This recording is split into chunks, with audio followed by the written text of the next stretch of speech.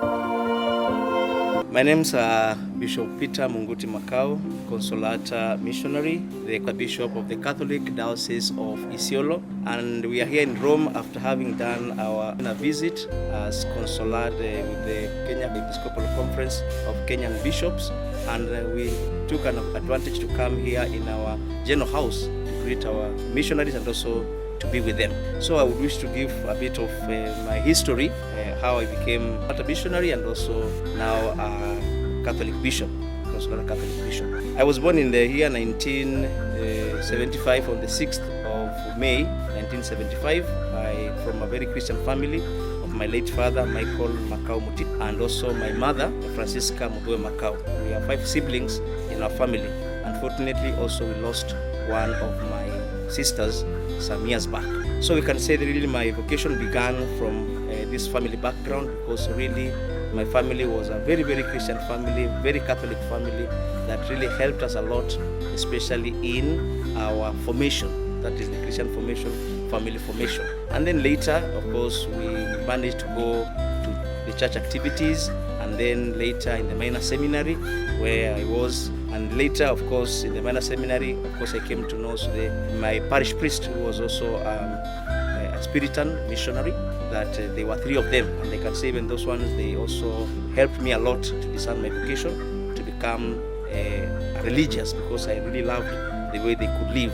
They had left Ireland, they came, they learned our language, our customs, and I was saying if they themselves had already come to our country Kenya, and even in our village, even myself I would wish to be like them, that is to go and also learn other languages and also be a missionary. Then later, of course, I began my formation, is where I knew missionaries when I was in the minor seminary, and they usually say that it is through this vocations director that was called Father Ricorda, he passed on some years back, that really was very, very close. I can say it is through him that I became a missionary, because he was very insistent, trying to give us stories about the mission, how we could become missionaries, and it is through that I applied to become a Consolata missionary, and later I was admitted in the orientation course by then, but now it's here, just to come and see how the Consolata missionaries were living and doing their things, and really I loved.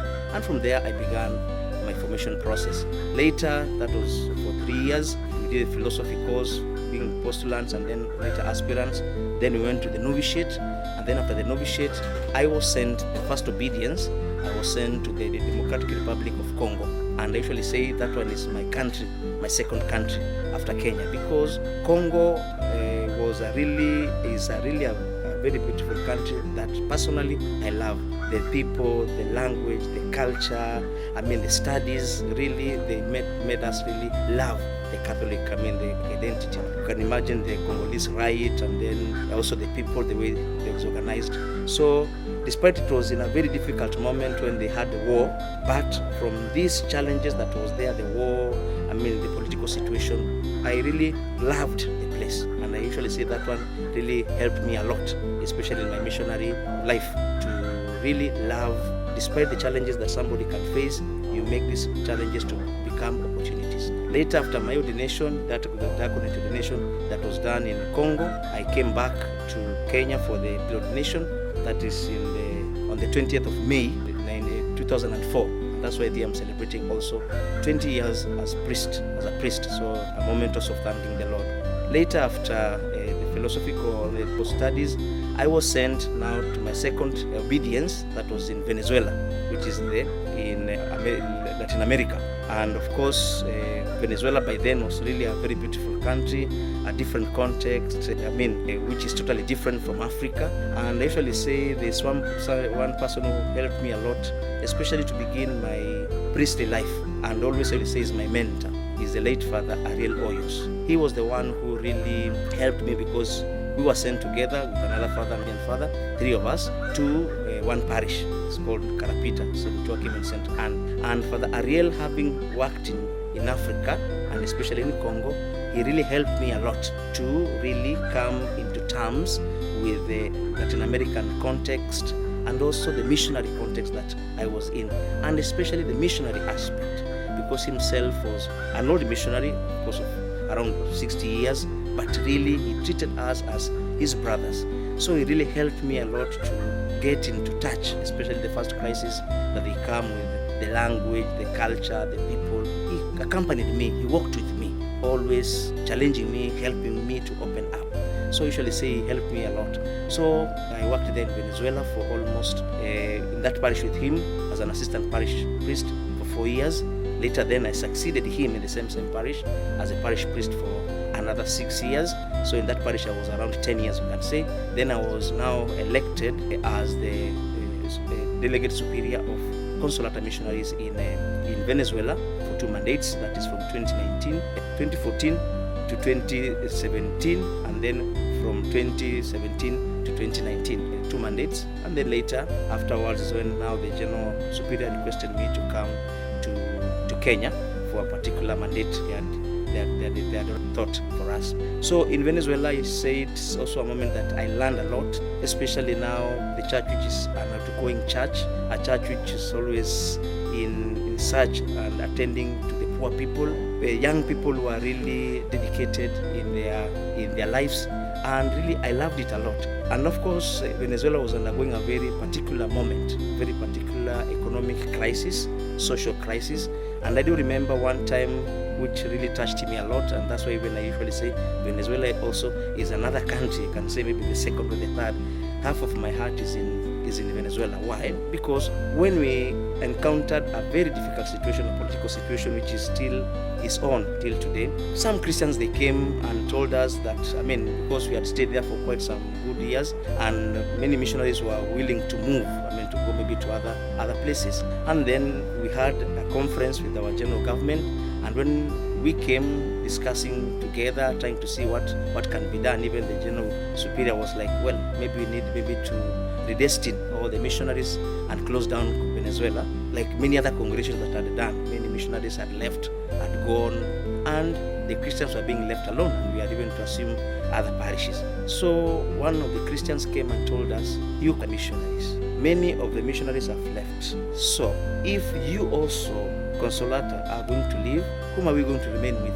Because we even feel that even God is abandoning us. And I think this one, 2018, in the month of July, really made a U-turn in the country of Venezuela, especially with the missionaries. We came to understand that despite the challenges that one can face, we need always to be accompanying the people of God, because it is not we as people that we accompany, it is God, it is Jesus that is in us that people see. So the more we are very close to them, it is God that is close also to these people of God. So it's really an experience that really loved me, really helped me a lot. And then later, after this, when I was requested now to go to Kenya for another mandate, of course, to be the region of Kenya and Uganda. So another obedience, I could not say no, because when the General Superior calls you for that, what can you say? Just say, I'm the handmaid of the Lord, let it be done according to your word.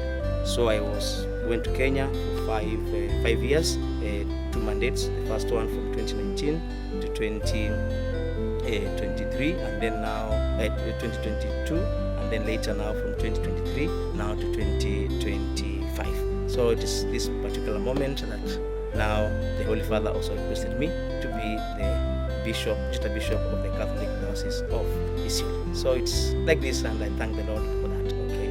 So the Episcopal consecration on the 27th of July 2024. And now the Diocese of Isiolo is a very, very young diocese, because it was made a diocese last year, that is February last year. It was elevated from an apostolic vicariate to a diocese. And of course the first bishop is Bishop Anthony Bikobo, succeeding too after he retires. And Isiolo as such, it is we can say it's a beautiful place, first of all because it is in the center of Kenya, in that if somebody calculates the distance from Isiolo to any of the borders, it is equidistance.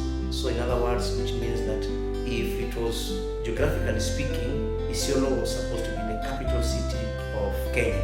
But now, coming back to the aspect of the church, Isiolo is on the northern part, it's the ancient part of Kenya, where many of the missionaries are working, and also the other bishops are also on this side of the northern part of Kenya. The northern part of Kenya, as you know, is a semi-arid area.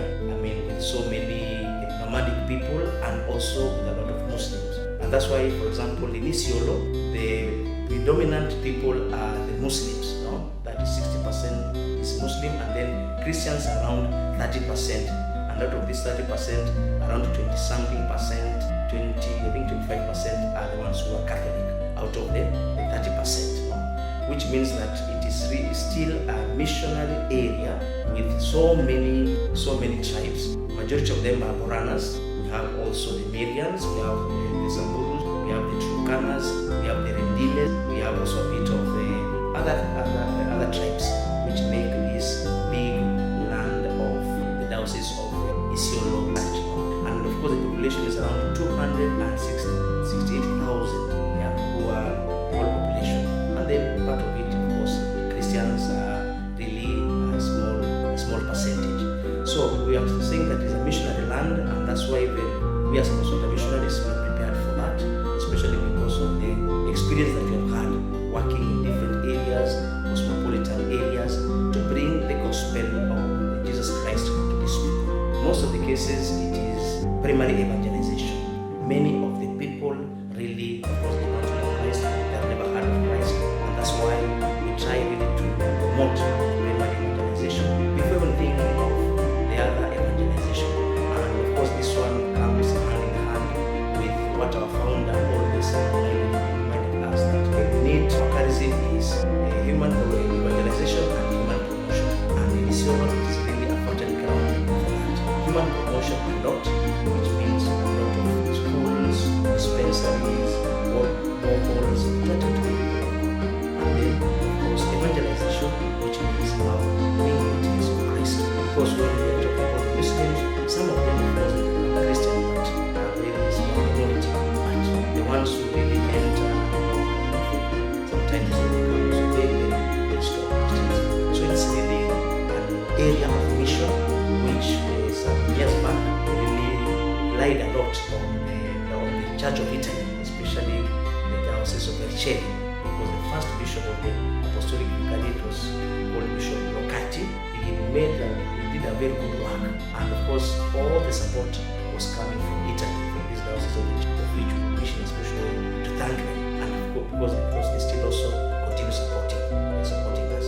And we also request and we ask for